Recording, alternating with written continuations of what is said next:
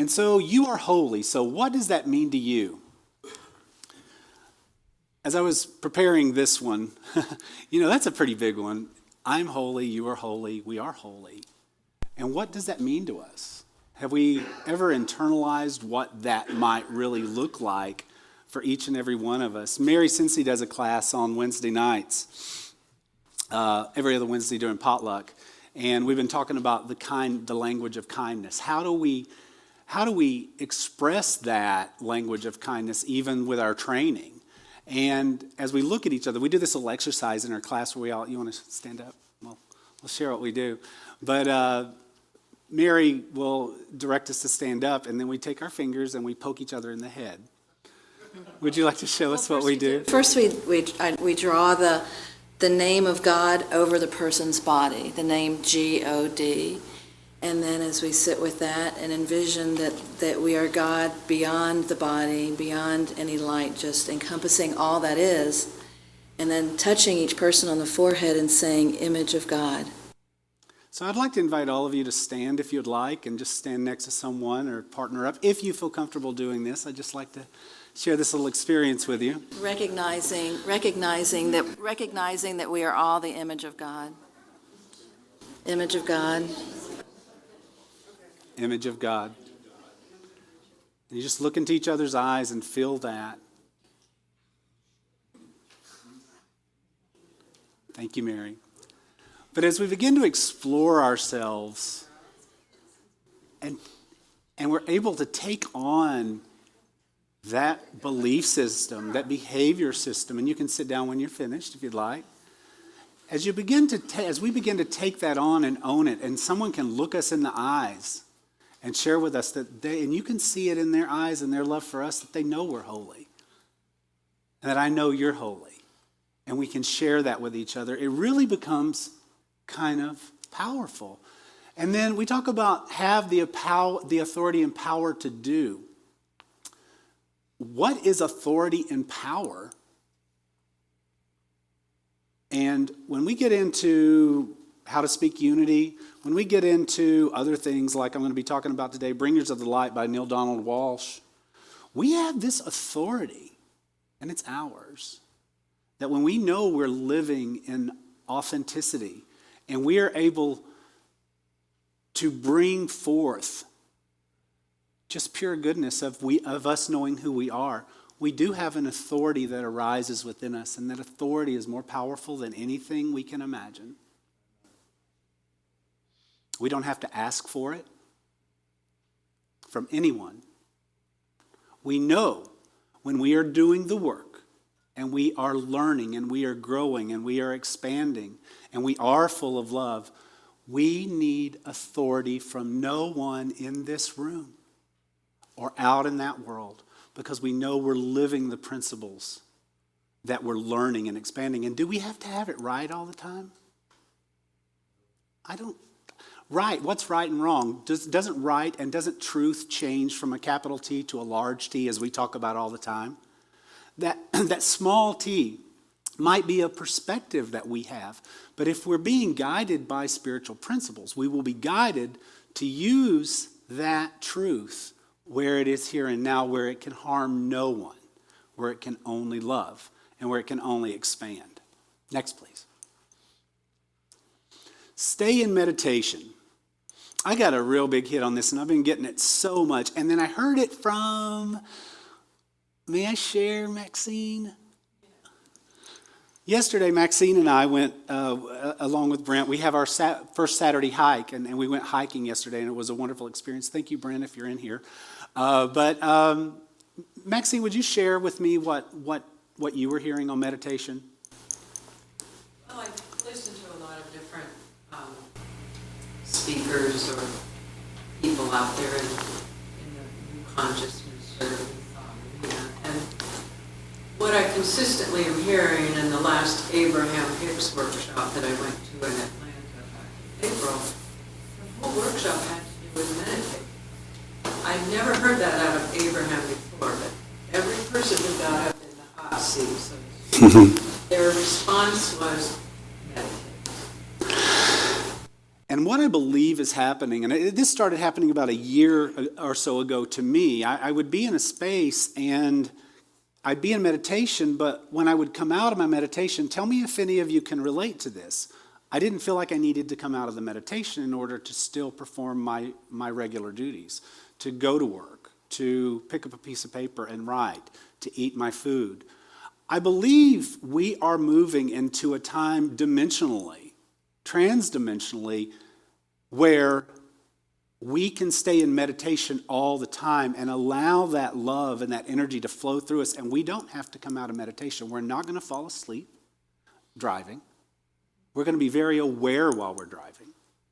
So a lot of the things that I think maybe were the teachings and where the energy and vibration was, let's say 10 years ago, where you said, you got to come out of your meditation now so you can function. From everything that's coming in, everything I'm reading, everything I'm hearing, everything I'm feeling, and everything that I'm speaking with when I speak to others, I believe those laws are changing because we are moving forward in our frequency and in that level. So we are operating at a much, let's not say higher, a much broader, expansive perspective of ourselves and the world, because we are no longer thinking in terms of just me. We're thinking in terms of our brothers and our sisters in this planet. And what does community mean? And it means all of those things. It doesn't mean just me anymore. I mean, we had to go through those times and focus on the me's, on how do I meditate? How do I pray? And those are the things we talk about and we get from Unity Principles that support us. Even the 4 agreements, we spent weeks on that as well, telling us the same thing. So stay in the space of meditation. This is kind of where I am right now, and I invite you to try it if you haven't tried it. But stay in the space of meditation all the time. In that, you can be joyful. You can still have happiness. You can still go run in circles. You can go hiking, you can go biking, you can go swimming. You can come and pray, you can come and meditate. You can show up to whatever you're called to show up to, and it's going to be a powerful, loving, beautiful experience because you're staying in this place of the holy space that you are, that we are. And it's such a lovely place to be because what happens in there? We don't get stressed out. We allow what's being presented and know what's being presented to us at whatever it looks like as the next expression of ourselves that we're participating in. So we don't have to be afraid, and we know that's not a word we want to use in Unity. Not fear-based. We are abundance-based. We know what is coming because how many experiences have we had that we continue to have that every time change happens, it's only this or more, or only this or better. It's never worse anymore. It's not. Your perspective becomes whatever is occurring is an expansion of what we are doing in this holy space we talk about. It's beautiful. It's powerful. Your work in here, and when I was getting this information and doing my work on it, your work no longer stops unless you stop it. Anybody feel that? It's like, can you just shut this thing off and own anymore? I only through meditation can I silence my mind. So when I need to meditate, I can shut down the information that's flowing through me. Enough for me to be in the silence and commune on all of that good stuff that's coming in. I still got to process it. Maybe I'm processing it faster than I did 20 years ago to where I can actually speak it as it's coming through just like you can. So as we speak these truths that are coming through this soul into our body, and then we use our chakras, we use that energy to transform everything that is within us into light before it leaves our lips. Alanya Van Sant, great teacher for me, because she allowed me, and this is the way she described it, is what I just described to you. But when we bring in this energy, whatever comes through us, as it comes from our mind, that arrow goes straight to our heart, right? Where we can transform those words, those thoughts and ideas into love, into absolute beauty. And then before we speak a word, we ask, what am I to say? How should this be presented? And then through these cleared chakras, as it comes out of our voice into the Word of God, into the Word of creation, into what we are creating for each and every one of our lives, we express beauty and manifest it. Nothing is more powerful than that, I believe. In our co-creation with God, in our co-creation with Source, in our co-creation with ourselves, creating a better and more fulfilling life, whether we have more things or not. Because things, they come to us when we are open. They come to us in abundance. Therefore, we stay in the sense of abundance, and there is no lack consciousness in this. We do not need money in that. However, we need dollars right now to run a place like this, or to run your home, or to pay for your car payment. Allow that to come. Allow it to come through the beauty and the power that you are. I'd like to tell you a little story. My kids were always amazing. We meditated growing up, then they would go to their Baptist church with their mom, and they were able to bridge together a world that works for them. They were able to see this side, and we didn't judge it. We were like, this is what it is. Now let's pray or meditate on it. And they grew up, and as they got into high school, my daughter started dating this little military guy, fell madly in love with him, and all of a sudden I'm going, looks like I'm going to have a military family. I'm like, that's not what I expected. So not what I expected. And then my son latches on to my daughter's boyfriend at the time, and he becomes the older one, my daughter's boyfriend, becomes the mentor of my son. Wow, he wanted to go to the military. And I was like, whoa, I did not see any of this coming. He went to the military, he went to Citadel, he graduated, and then he got out of school. And my daughter had married a military guy. It wasn't the first guy, but she married another military guy. I tell you, for like 5 or 6 or 7 years, I was surrounded by military people. And I'm like, well, I guess I better change my thinking about what I think about military people. Not that I thought anything bad. It just never crossed my mind that I would have a military family. And what do I do with that?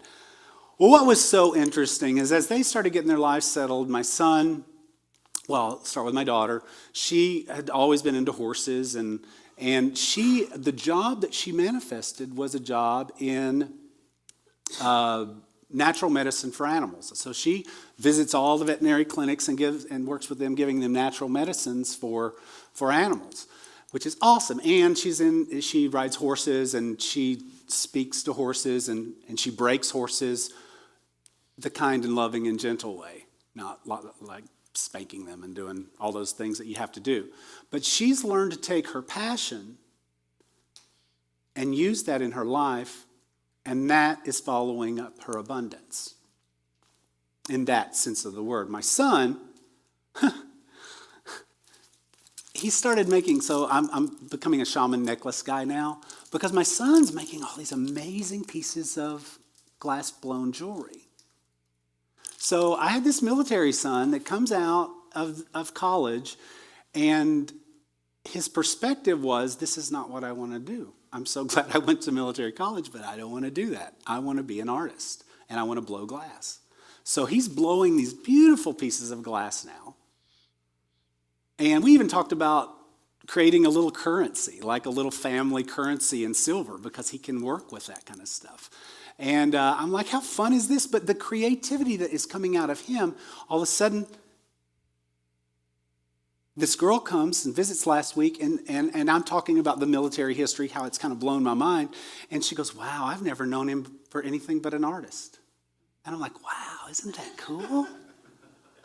That's really cool. So my kids didn't end up in the military, but they are protected and loved by it and understand it, and it made them better people. What beautiful tools. What beautiful tools to take into your life and then be able to express yourself openly and create and have something that makes you money no matter what happens. You've got a skill. You've got a talent. And that looks like something different for all of us. Carla just wrote a book. We just had a celebration here a couple of weeks ago. You know, we got all kinds of people doing healing work. And you know, one of those things about this thing, this work we're doing, as it flows through us, it doesn't have to look like anything we were taught.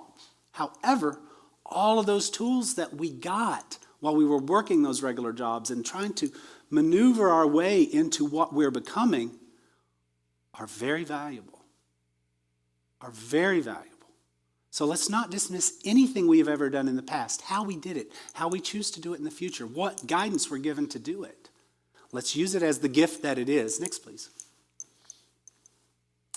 In unity we believe.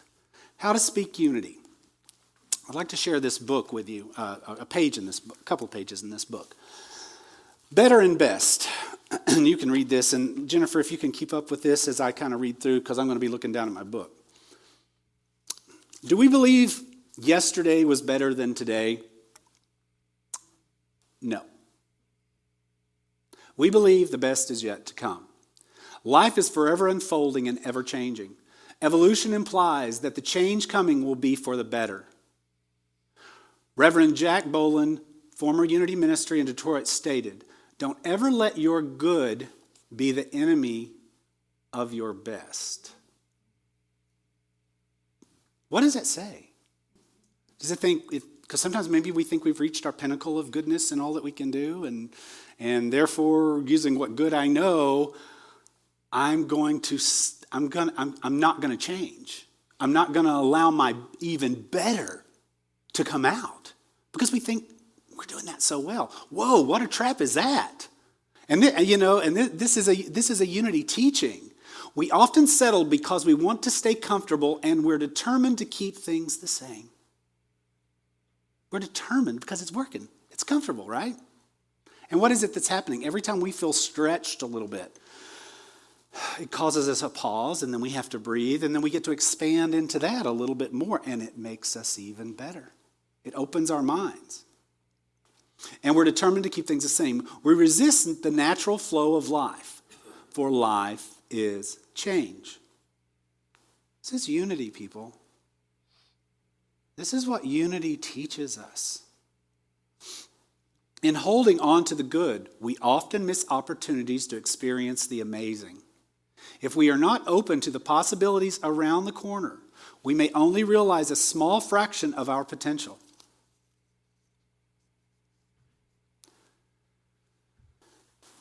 I look at the world around me, as I'm sure you do sometimes, and I'm going, if this is the best we can do, I need to do better. Not say I'm doing anything bad or terrible or that others are doing anything bad or terrible, but we look at the world around us and we got some learning to do as a society, as a human civilization. The work we're doing here at Unity and at many Unities is a lot to drive people out of this door sometimes because it stretches them. It stretches us. We're like, oh man, and we don't consciously necessarily leave here and not come back for a few weeks. But sometimes we have to integrate what we're being taught, what we're learning, what we're feeling while we're in these rooms. It's all good. We're learning as quickly as we can learn. We're integrating as quickly as we can learn. It's good. This is good stuff that's happening. Unity urges us to continue to seek new paradigms. I look at a paradigm shift as sort of like a vibrational frequency shift. For me personally, I don't know how you look at it. But it's kind of like my energy expands, a new paradigm opens up. We've talked about walking.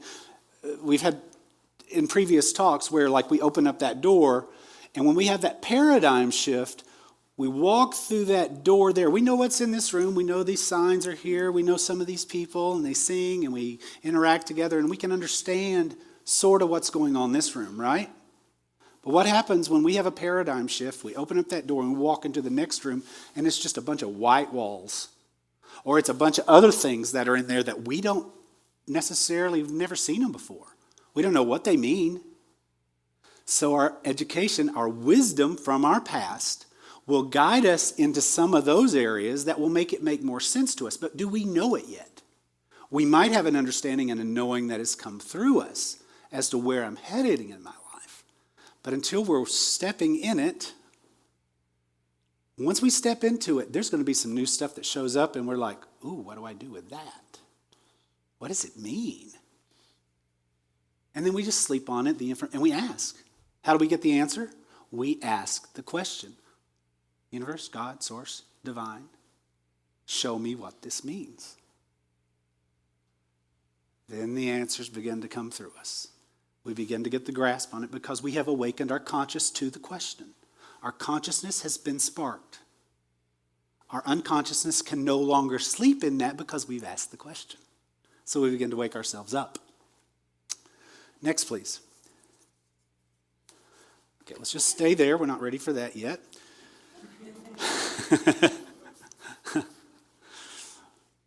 Blessings. We are so blessed. We are so blessed. We are so grateful for all that we have. Karen Drucker, sound familiar? Yeah. Charles Fillmore, co-founder of Unity, stated in his book, Mysteries of Genius, that those who have a living faith in God's all-sufficiency do not beg or accept things without recompense, but give value received for everything. We got to dig into this a little bit, or it might go over our heads, right? At first reading. Imagine what the world would look like if everyone would give us value for everything we received. Everyone would give us value for everything we received. Let's break that down a little further. Each day when we rise, we are offering a blessing of thanks that we are alive. Are we not? You know, I'll talk to some old timers sometimes, just anywhere you go, and you'll be like, how's your day? And they'll be like, well, I got up this morning, so it's a good day. You know, and that's giving thanks. You know, they're grateful that they got up this morning to see what was going to happen today. When we bless our work, we are grateful that we have a way in which to create in this life. So we manifest, we get a job, we create, blah, blah, blah, and then what do? We give thanks. We give gratitude for whatever's coming into our life for the abundance that we are receiving. When we bless our relationships, our family, and our friends, we bless each other. Do you hear that? Feel free to bless each other. It's a good thing. We are affirming our gratitude to God for creating their presence in our lives. When we bless our food, we acknowledge our oneness with it while also recognizing all the necessary events it took in order for us to enjoy it. Each time we bless anything, we acknowledge God's presence, life force, energy, all that is of the light that we are bringing through us in everything we do and see. I'm going to get ready to start going into this book. It's Neil Donald Walsh's book. Anybody ever seen it, Bringers of the Light? This was a gift to me from someone here. And as I started going into it a little bit, I thought I would start this week on his first paragraph here, or his first chapter. It talks about, is there a point to our lives? Is there a point to all this? He argues no. I don't think he argues. What's coming through to him was a no. There's no point to this. However, once we find our purpose, there is a purpose to all this. The points can change. There is no absolute point because we're creating this as the one mind of God together, the one mind of consciousness together. So the point is all the things that we are creating. And when we find that those particular points, we can begin to call them purpose.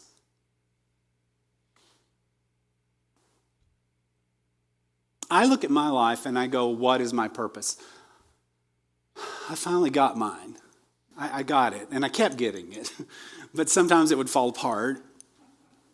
And then I'd have to go, okay, what's my purpose? Again, right? And then I'd get another one. I'm just talking about a lifetime of history. I'd get another one, and I'd work on that one for, whether it was 6 months, 12 months, a year, 2 years, 5 years, 10 years. But mine, I don't know how yours work, so I'm just giving an example of how mine have worked.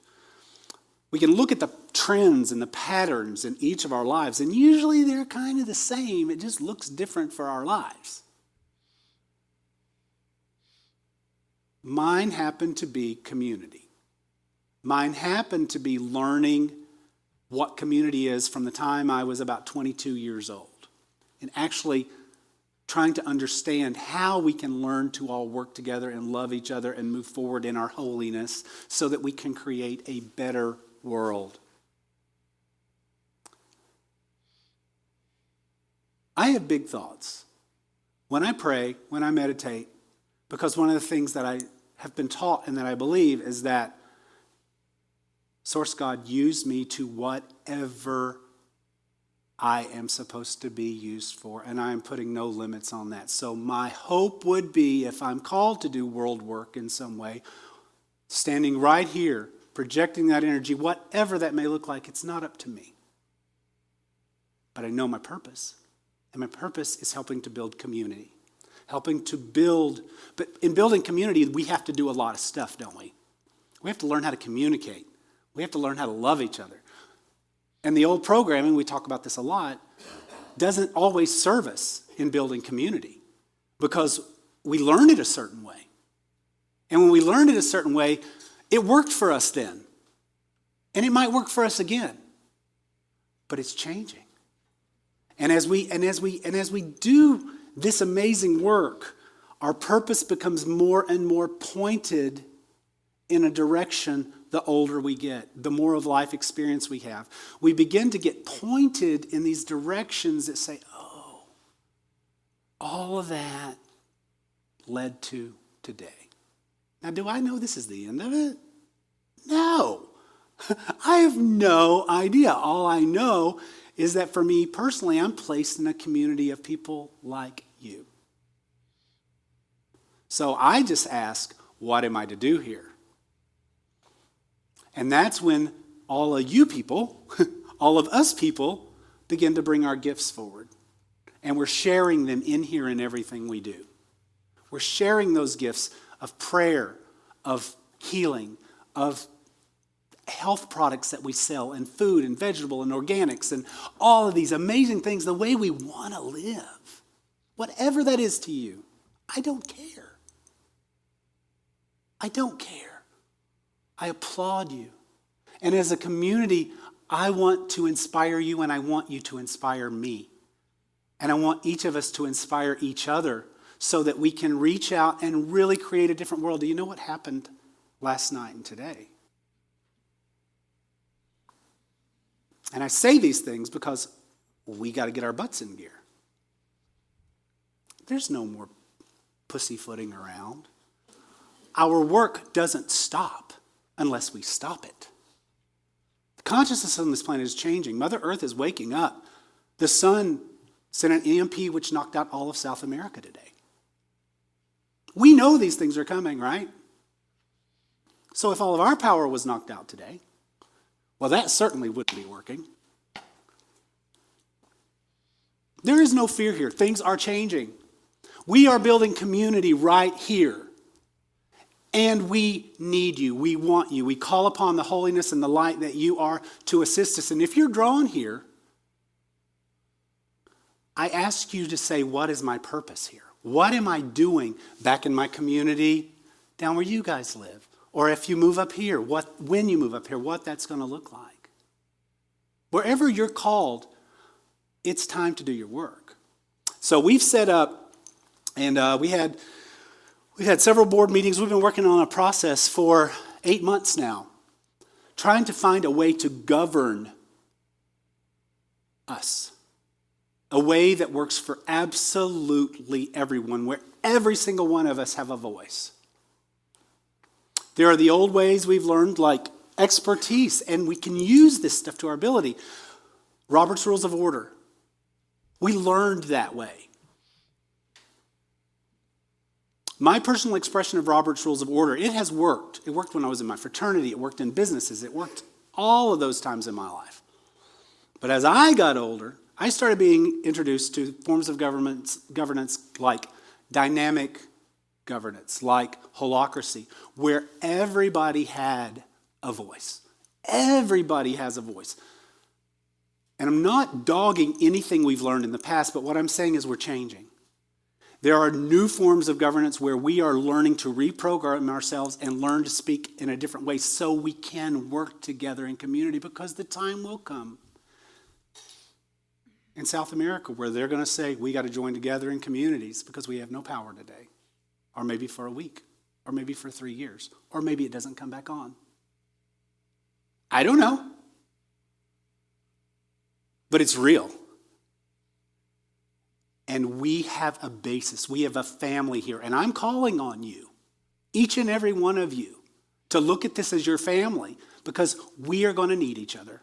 Spiritually, physically, financially, everything that it takes to build a community, we need each other, or we wouldn't have been drawn here. You wouldn't be drawn here. I wouldn't be drawn here. So I'm asking you to meditate all the time. Ask for your guidance. Participate where you can. Serve how you can in this world, whatever it looks like, whether it's here or in Florida or in New York. But let's do some amazing things.